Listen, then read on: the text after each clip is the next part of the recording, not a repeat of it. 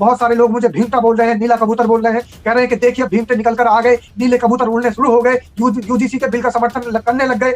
अरे भाई, हम आज से यूजीसी का समर्थन नहीं कर रहे।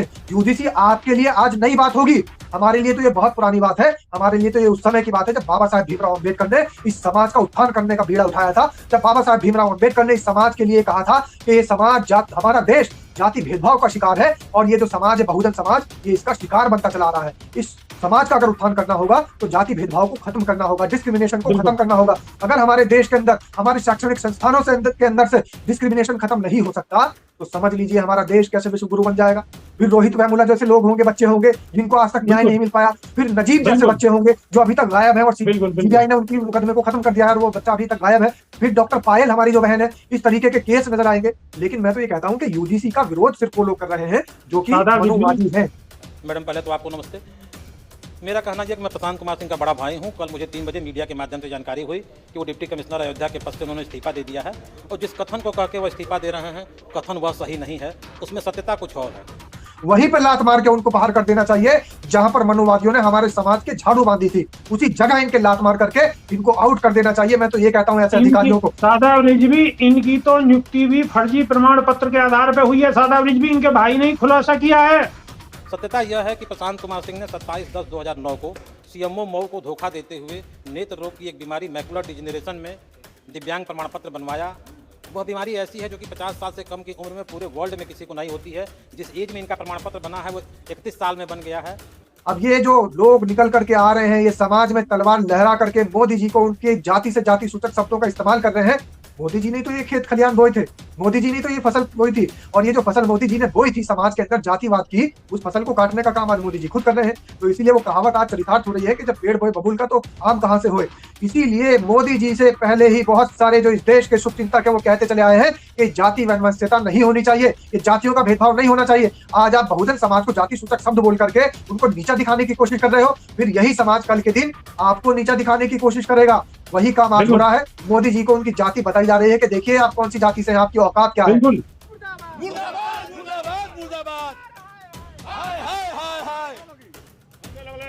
और इसके साथ साथ जो है तमाम लोग जो है यहाँ पे पहुंचे हुए हैं और उनका पुतला दहन कर। बहुत सारे लोग ये कहते हैं कि बाबा साहब भीमराव अम्बेडकर ने तो ओबीसी समाज का भी विरोध किया था। आज हमारे ही एक दर्शक ने कमेंट किया, अंकुश चौहान उसका नाम है। अंकुश चौहान ने ये लिखा कि भाई आप कौन से यूजीसी बिल का समर्थन कर रहे हैं? बाबा साहब भीमराव अम्बेडकर ने तो ओबीसी के लिए बहुत बड़ा विरोध किया था। तो सबसे पहले तो अंकुश चौहान और बहुत सारे ऐसे तमाम मनुवादी सोच रखने वाले लोगों, आपके लिए मैं ये बता दूं कि ओबीसी समाज का गठन कब हुआ था और बाबा साहब भीमराव अम्बेडकर का महापरिनिर्वाण कब हुआ था, ये दोनों बात अगर आप जान ले तो सच का सच, दूध का दूध, पानी का पानी हो जाएगा। 1956 में बाबा साहब भीमराव अम्बेडकर का महापरिनिर्वाण हो चुका। 1953 में काका कालेलकर आयोग बना जहां से ओबीसी की नींव रखी गई। 1955 में जाके वो पूरा हुआ और जब तक भी ओबीसी लागू नहीं हुआ। 1979 के अंदर जब मंडल आयोग आया और बीपी मंडल की रिपोर्ट आई 1979 में, तब जाकर के ओबीसी लोगों के सामने आया। 1979 और 1980 तक ओबीसी जो वर्ड है, ओबीसी जो समाज है, वो लोगों के सामने आया। 1979 से पहले तो समाज के सामने था ही नहीं। तो बाबा साहब भीमराव अम्बेडकर ओबीसी का कहां विरोध कर गए? 1979 में बीपी मंडल और मंडल आयोग की जब रिपोर्ट आई, मंडल आयोग की जब सिफारिशें आई, तब ओबीसी सामने आया। इससे पहले तो ओबीसी सामान्य वर्ग या ओबीसी ये कहीं था ही नहीं। अब बात करते हैं 1979 के बाद ये लागू कब हुआ? 1979 जब बीपी मंडल की रिपोर्ट आई थी तब तो ओबीसी सामने आया था। लेकिन 1990 में जब वीपी सिंह की सरकार थी, कांग्रेस की सरकार थी, 1989-1990 में वीपी सिंह की सरकार में ओबीसी जनगणना हुई। 52% के लगभग ओबीसी की समाज की बात बताई गई कि ओबीसी जाति के 52% लोग हैं। 27% आरक्षण की मांग की गई। तो ओबीसी समाज का 1990 में जाकर के कहीं उत्थान होना शुरू हुआ है। और आप बात कर रहे हैं कि बाबा साहब भीमराव अम्बेडकर ओबीसी के विरोधी थे। ये सिर्फ और सिर्फ भ्रामक खबरें, जो मनुवादी विचारधारा के लोग हैं, ये भ्रामक खबरें फैलाने का काम करते हैं।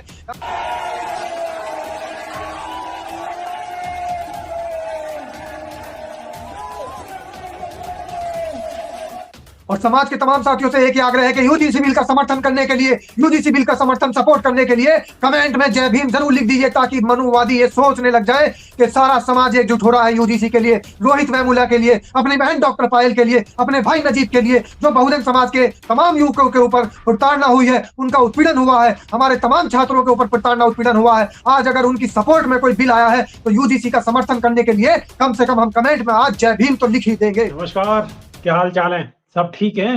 बहुत बढ़िया, बहुत बढ़िया। अपना और अपने को ख्याल रखो और जब टाइम मिले तो वीडियो जरूर देखो। देसी देख, फिगर ब्रेक, बगल लाग लपेट, बिल्कुल देसी अंदाज में। मैं विपिन बेबाक और मेरे साथ पत्रकार शादाब रिजवी। जय हिंद, जय भीम, सत श्री अकाल, आदाब। मेरा नाम है शादाब। शादाब रिजवी, बसपा सुप्रीमो बहन मायावती की यूजीसी पे प्रतिक्रिया आई है, वह प्रतिक्रिया को बताओ, और नसीमुद्दीन सिद्दीकी की नई अपडेट क्या है वहां पे भी चर्चा करो। देखिए, बहुत सारे लोग ये कह रहे थे कि बसपा सुप्रीमो बहन मायावती का अभी तक कोई बयान नहीं आया है कि आखिर ये जो यूजीसी बिल आया है इसके विरोध में है या समर्थन में है। तो ऐसा कैसे हो बिल्कुल। सकता है कि भाई इस बिल के विरोध में हो? पहले से ही हम्म, समर्थन में है, और ये बिल तो आज आया है। इस बिल की जो नींव है, वो नींव अब से तमाम सालों पहले रखी जा चुकी है। और जब रखी जा चुकी है, जब इस दुनिया में बाबा साहेब भीमराव अंबेडकर का महापरिनिर्वाण भी नहीं हुआ था। मान्यवर हम्म, साहब कांशीराम ने उस आंदोलन को बढ़ाते हुए आगे और ये बात कही थी कि इस देश के अंदर समतामूलक शासन लागू होना चाहिए, और आपसी जो जाति भेदभाव है, जातिगत वैमनस्यता है, वो खत्म होनी चाहिए। तो जाति वैमनस्यता का को खत्म करने के लिए, जातिगत भेदभाव को खत्म करने के लिए माननीय साहब कांशीराम ने भी कई कदम उठाए हैं, और बाबा साहब भीमराव अम्बेडकर का तो मिशन यही था। तो इसलिए बिल्कुल। बसपा सुप्रीमो बहन जी का इसके अलग होना या इसके विरोध में आना वो मुमकिन ही नहीं है। बसपा सुप्रीमो बहन बिल्कुल। मायावती ने बहुत तीखे तेवर में और पूरे तरीके से समाज के सामने ये बता दिया है कि ये जो यूजीसी बिल है, हम इसके समर्थन में हैं, और यूजीसी बिल का जो एक्ट है ये बनना चाहिए। इस तरीके का कानून बहुत पहले बन जाना चाहिए था मेरी राय में। तो बसपा सुप्रीमो बहन मायावती ने समर्थन कर दिया है, और तमाम हमारे समाज के साथी, हमारे समाज के जितने क्रांतिकारी योद्धा हैं, वो भी इस बिल का समर्थन करते हुए, जितने लोग समर्थन कर रहे हैं वो कमेंट में जय भीम जरूर लिख दीजिए, क्योंकि बाबा साहब भीमराव अम्बेडकर के सपनों में से एक सपना ये भी है कि इस देश के अंदर से जातिगत भेदभाव खत्म होना चाहिए, गैर बराबरी खत्म होनी चाहिए। और अगर जातिवाद, भेदभाव और हमारे देश के अंदर से गैर बराबरी खत्म हो जाती है तो समतामूलक शासन लागू होगा।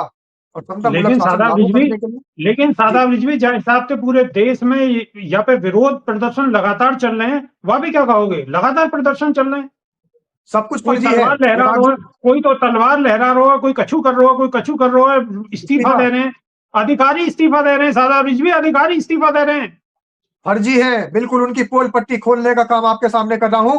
तमाम समाज के साथियों को ये बात बताना चाह रहा हूं, और बार बार इस बात को कहता हूं कि इस मंच पर अगर आपको खबरें मिलती है तो पूरे विश्लेषण के साथ मिलती है, पूरे सच के साथ मिलती है, और इस सच पे से भी पर्दा हटाने की कोशिश कर रहा हूं। हमारे समाज के तमाम क्रांतिकारी योद्धा, इस वीडियो को दूसरों के मोबाइल तक पहुंचा दीजिए। जो लोग ये कह रहे हैं कि यूजीसी बिल का विरोध करते हुए सरकारी अधिकारी इस्तीफा दे रहे हैं, तो उनकी पोल पट्टी मैं आपके सामने खोलने का काम करूंगा।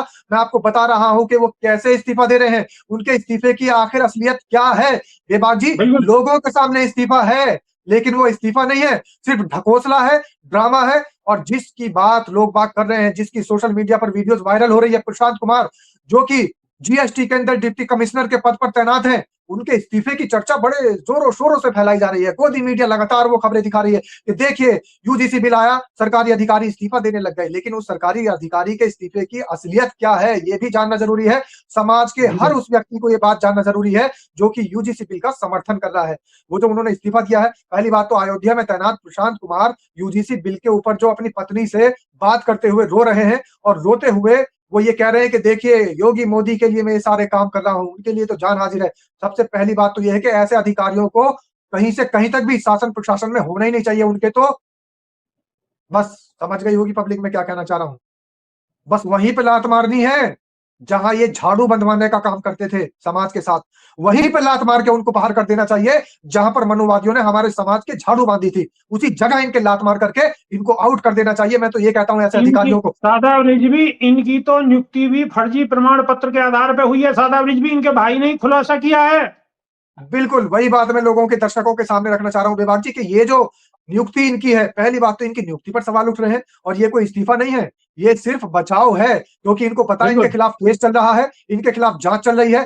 फर्जी विकलांग कोटे से कोई व्यक्ति फर्जी तरीके से नौकरी प्राप्त कर लेता है, और उसके ऊपर जब जांच का कहीं से कहीं तक तलवार लटकती नजर आती है, जांच का जंजाल उसके ऊपर नजर आता है, तो फिर वो फर्जी तरीके से एक वीडियो वायरल कर देता है कि देखिए, योगी मोदी के लिए मैं कितना ज्यादा उत्सुक हूं, योगी मोदी का कितना मैं बहुत बड़ा चाहता हूं। तो ये अपना चाहतापन दिखाते नजर आते हैं, लेकिन ये जांच से नहीं बच सकते।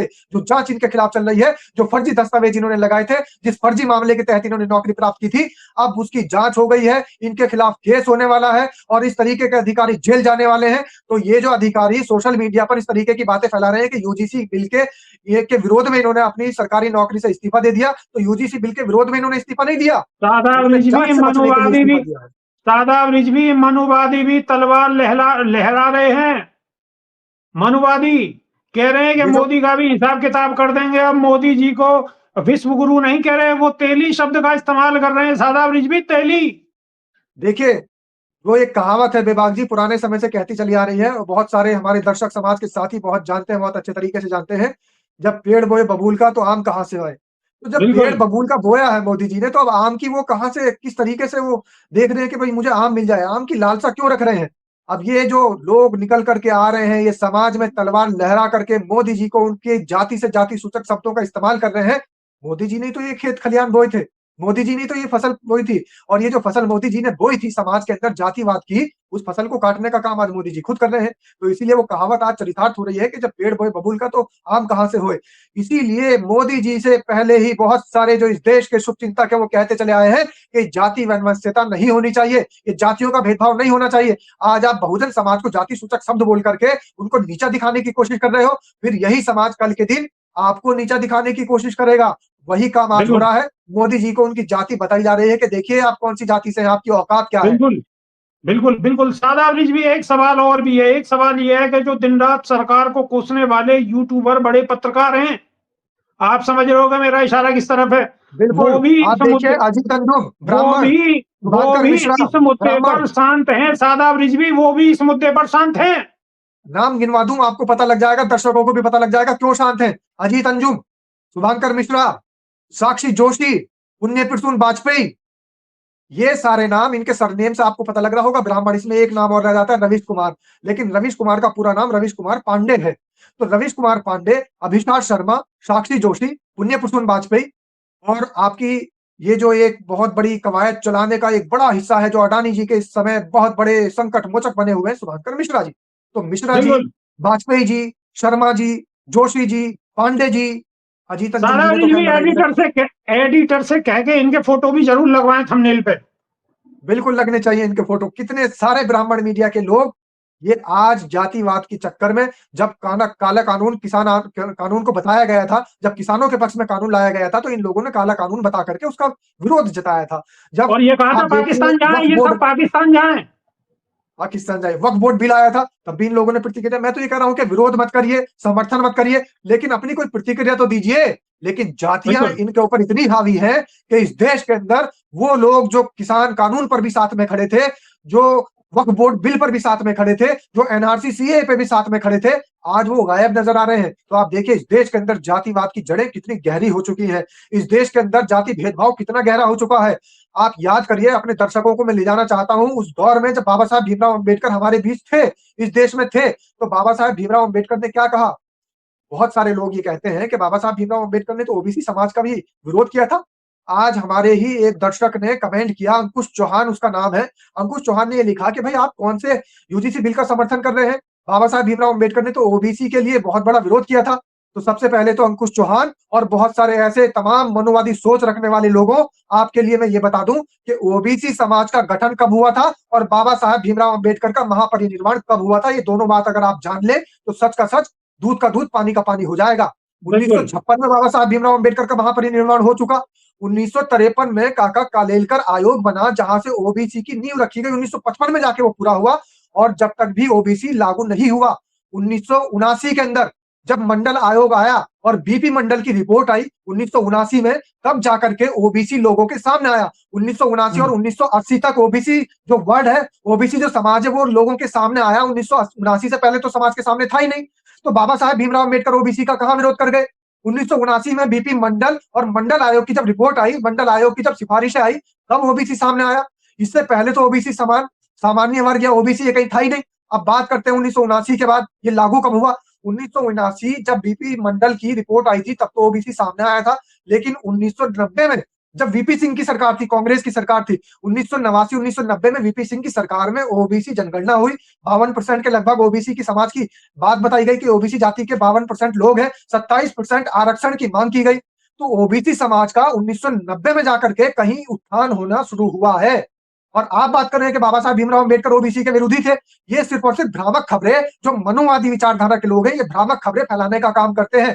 काका कालेलकर बिल्कुल आयोग 1900 भले ही 53 में लागू हो चुका था, 53 में शुरुआत हो चुकी थी, नींव रखी जा चुकी थी ओबीसी की, लेकिन ओबीसी जो आरक्षण की बात हुई है 1990 में आकर के पूरी हुई है, और 1979 में बीपी मंडल की रिपोर्ट बनने के बाद में ये कहानी शुरू हुई है। 1980 1990 यानी एक दशक से ज्यादा लगा है, और उस समय तो बाबा साहब बिल्कुल भीमराव अम्बेडकर थे बिल्कुल भी नहीं। बिल्कुल बिल्कुल तो इसलिए तमाम बिल्कुल मनोवादियों के मुंह पर ये तमाचा है, जो इस तरीके की भ्रामक खबरें फैला रहे हैं कि आज यूजीसी एक्ट आ रहा है, बाबा साहब भीमराव अम्बेडकर के बहुत सारे लोग मुझे भीमता बोल रहे हैं, नीला कबूतर बोल रहे हैं, कह रहे हैं कि देखिए भीमते निकल कर आ गए, नीले कबूतर उड़ने शुरू हो गए, यूजीसी के बिल का समर्थन करने लग गए।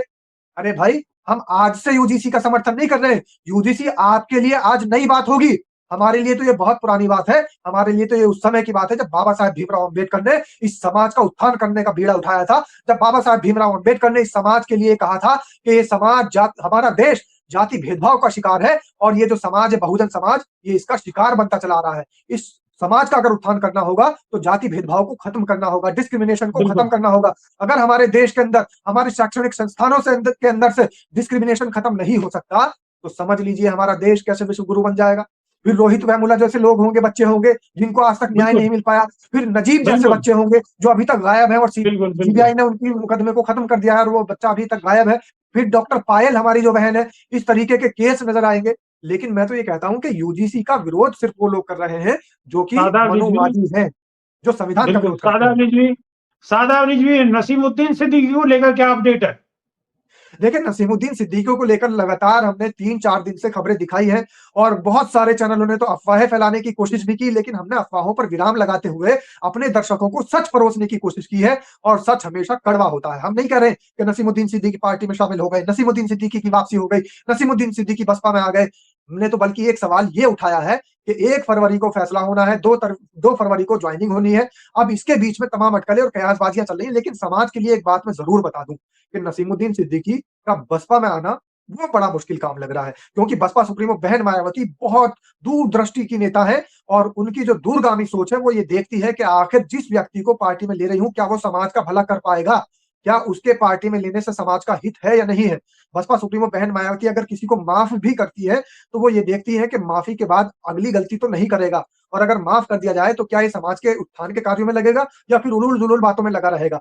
तो ये भी सब नहीं भूला बिल्कुल जा सकता कि जिस तरीके का काम लेकिन नसीमुद्दीन सिद्दीकी ने किया लेकिन था, वो भुलाया जा बिल्कुल सकता है। लेकिन सादाब रिजवी बसपा सुप्रीमो बहन मायावती ने पहले कईयों को माफ किया है, ऐसा नहीं कह सकते कि माफ नहीं कर सकती हैं। बहन जी माफ कर सकती हैं, अगर उनके दिमाग में आ गया, कुछ समझ में आ गया, तो बहन जी माफ भी कर सकती हैं और उन्हें वापस ले भी सकती हैं पार्टी में। देखिए, मेरी निजी राय की अगर आप बात करें तो मैं तो ये कहना चाहूंगा कि जब एक पुरानी कहावत है गांव देहात की, जब दूध में मुंह जल जाए तो छाछ भी फूंक के मार पीनी चाहिए। तो अगर नसीमुद्दीन सिद्दीकी को माफ भी करती है बसपा सुप्रीमो बहन मायावती, तो बड़ा सतर्क रहने की आवश्यकता है, क्योंकि उन्होंने खुद अपने मुंह से बताया कि उनके संबंध चंद्रशेखर आजाद से आज भी बहुत अच्छे हैं। चंद्रशेखर हम्म आजाद से उनकी मुलाकातें होती रहती हैं, लगातार वो हम्म उनसे मिलते रहते हैं, अभी पीछे उनसे मिले हैं। तो अगर वो पार्टी में शामिल हो जाते हैं, बहुजन समाज पार्टी में, तो फिर बहुत ध्यान से और सतर्क रहने की आवश्यकता होगी, क्योंकि इनके जो रिश्ते हैं वो तमाम ऐसे लोगों से हैं जो कि बसपा के खिलाफ पहले से ही सक्रिय हैं, और बसपा को हम्म। नीचा करने की, दिखाने की कोशिश करते रहते हैं, बसपा को डाउन करने में लगे हुए हैं, और उनकी राजनीति ही बसपा को खत्म करने के लिए शुरू हुई है। तो ऐसे लेकिन नेताओं से इनका मेलजोल आज भी जारी है। सादाब रिजवी बात तो ये भी है कि जो जितने बड़े नेता होते हैं उनके हर जगह संबंध तो होते ही हैं, और आप पहले भी बता चुके हो कि चंद्रशेखर आजाद बसपा के कार्यकर्ता रह चुके हैं। मैं नहीं बता आप नहीं चुका, बताया था? मैंने नहीं बताया, मैंने तो बल्कि इस बात की पुष्टि नहीं की। मुझे तो सुनकर के ये बात खुद अटपटी लगी। नसीमुद्दीन सिद्दीकी आपने ने ये बात बताई है। आपने ये बताया था कि सिद्दीकी नसीमुद्दीन सिद्दीकी ने बताया है, ये बताया था जी आपने। हाँ, तो नसीमुद्दीन सिद्दीकी के मुंह के बोल हैं बेबागी, आप मेरे मुंह हाँ में ये हाँ शब्द हाँ। मत डालिएगा। ना नसीमुद्दीन ना ना सिद्दीकी के जो मैंने बोल हैं, मैं यही बात आपको बता रहा हूँ कि नसीमुद्दीन सिद्दीकी ने बताया, आपने ये बात बताई थी। तो नसीमुद्दीन सिद्दीकी अगर ये बात बता रहे हैं, और ये बात मुझे तो कहीं से कहीं तक इसमें सत्यता नजर नहीं आती है। हमारा एनालिसिस भी जो है वो ये कह रहा है कि कभी भी बसपा के सदस्य तो रही नहीं चंद्रशेखर आजाद। लेकिन जब नसीमुद्दीन सिद्दीकी बता रहे हैं, इसका मतलब साफ तौर पर यह है कि भ्रामक बातें फैला रहे हैं। और वो क्यों फैला रहे हैं? या तो उनका ज्यादातर रिश्ता चंद्रशेखर आजाद से करीबी नजर आ रहा है, कि चंद्रशेखर आजाद की बातें वो बता रहे हैं, चंद्रशेखर आजाद को उन्होंने बसपा में शामिल कर दिया अपनी बातों के तहत। तो कहीं ना कहीं उनकी बातें सच है या झूठ है, हम इस बात की बिल्कुल भी कहीं से कहीं तक पुष्टि नहीं कर सकते। हालांकि नसीमुद्दीन सिद्दीकी ने ये बात कही है कि चंद्रशेखर आजाद खुद बसपा के सदस्य थे और मैंने उनको बसपा ज्वाइन कराई थी, बसपा की सदस्यता ग्रहण कराई थी। इस बात में कितना सच है अभी तक बसपा की तरफ से भी कोई स्पष्टीकरण नहीं दिया गया है और बसपा तो इस तरीके के मुद्दों को वैसे भी तूल नहीं पकड़वाना चाहती है। बसपा का काम है समाज का हित करना। बसपा सुप्रीमो बहन मायावती बोल गई है लेकिन सादाब रिजवी और यूजीसी लेकिन के पक्ष में बोली है। लेकिन सादाब रिजवी चंद्रशेखर का बयान आने के बाद बसपा सुप्रीमो बहन मायावती का 2 दिन बाद में बयान आ ही गया ना यूजीसी पे, तो लोग यही तो सवाल उठा रहे थे। बिल्कुल, सवाल मैंने भी कल ये जवाब देने की कोशिश की थी कि आप तोलने की कोशिश करिए। 2 चीजें हैं, इस समाज के सामने, हमारे समाज के सामने, हमारे दर्शकों के सामने 2 चीजें हैं और 2 बातें क्या है वो? एक बात तो है अनुभव की राजनीति और दूसरी राजनीति कौन-सी है? दूसरी राजनीति है वो आक्रामकता की राजनीति है, जल्दबाजी की राजनीति है। तो दर्शक ये खुद फैसला करेंगे कि उनको अनुभव की राजनीति ज़्यादा पसंद है कि भई अनुभव के साथ में सारे फैसले लिए जाएँ या फिर उनको आक्रामकता की राजनीति पसंद है कि हाथों-हाथ तुरंत तत्काल एकदम कुछ भी फैसला कर दिया जाए, बाकी अंजाम चाहे जो हो। क्योंकि कई बार आपने देखा होगा कि कई ऐसे मामले हुए हैं, इलाहाबाद का मामला आप उठा करके देख लीजिए, वहाँ पर जब बहुजन समाज के ऊपर प्रताड़ना हुई, अचानक से वहाँ पर भीम आर्मी सक्रिय हुई और हमारे समाज के तमाम नौजवानों पर वहाँ मुकदमे दर्ज हो चुके हैं। उनकी जो आने वाला भविष्य है, उनकी जो आने वाली तारीख है, वो बिल्कुल अंधकारमय हो चुकी है। वो लोग कोर्ट कचहरी के चक्कर काट रहे हैं। ऐसा ही मामला इलाहाबाद के साथ-साथ आप देखिए अम्बेडकर नगर में हुआ, ऐसा ही मामला सहारनपुर में हुआ, यही मामला मुजफ्फरनगर में हुआ, उत्तर प्रदेश के तमाम जगह पर, मध्य प्रदेश तक में भी यही मामला हुआ। तो ऐसे कई मामले सामने आए हैं कि जोश में एकदम से कोई भी कदम उठा देना, अचानक से बिना सोचे समझे कोई भी फैसला ले लेना, वो कहीं न कहीं भविष्य में घातक साबित हो जाता है। बसपा सुप्रीमो बहन मायावती की जो राजनीति मानी जाती है, वो अनुभव की राजनीति मानी जाती है। वो किसी भी मामले पर एकदम से कोई प्रतिक्रिया नहीं करती है, बल्कि वो सारे मामलों को सोच समझकर वो ये देखती है कि बहुजन समाज का हित कहाँ समाहित है। अगर बहुजन समाज का उसमें बिल्कुल, हित है, तो वो उसके पक्ष में चली जाएँगी और देर आए दुरुस्त बिल्कुल, आए, ये तो पहले से ही कहावत चली आ रही है। बिल्कुल, बिल्कुल। सादाब रिजवी हमारा आह्वान, वीडियो लंबी हो रही है, हमारा जो आह्वान है हम उसको भी करे देते हैं। सादाब रिजवी। देखिए, हमारा आह्वान सीधा-सीधा ये है कि मान्यवर साहब कांशीराम जिस मिशन पर चल रहे थे, जिस आंदोलन को आगे बढ़ा रहे थे, अब उस आंदोलन को, उस मिशन को चलाने का ज़िम्मा बसपा सुप्रीमो बहन मायावती ने उठा रखा है। और मान्यवर साहब कांशीराम आज हमारे बीच नहीं है, लेकिन हम मान्यवर साहब कांशीराम के बलिदान को, उनके आंदोलन को, उनके मिशन को नहीं भुला सकते।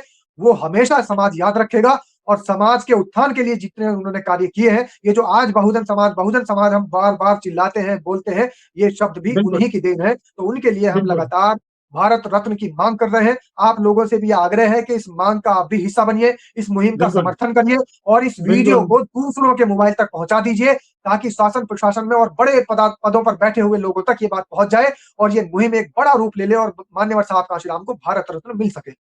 मिल सके। बिल्कुल, बिल्कुल। तो अगर आपको वीडियो अच्छी लग रही है तो आपके हाथ में फ़ोन है, बटन है और बटन को लगातार ठोकते रहो, ठोकते रहो, ठोकते रहो। दूसरे के फ़ोनों तक पहुँचाते रहो। नई वीडियो में फिर रूबरू होंगे, जब तक के लिए देसी देख बिगर ब्रेक, भगन लाग लपेट, बिल्कुल देसी अंदाज में। बहुत-बहुत धन्यवाद सादाब रिजवी।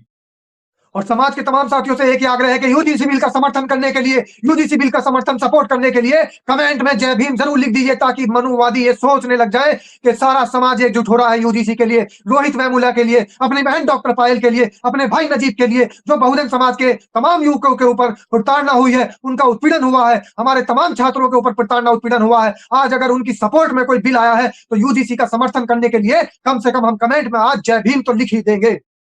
बिल्कुल। जय भीम, जय संविधान, जय विज्ञान। जय भीम, जय संविधान, नमो बुद्धाय।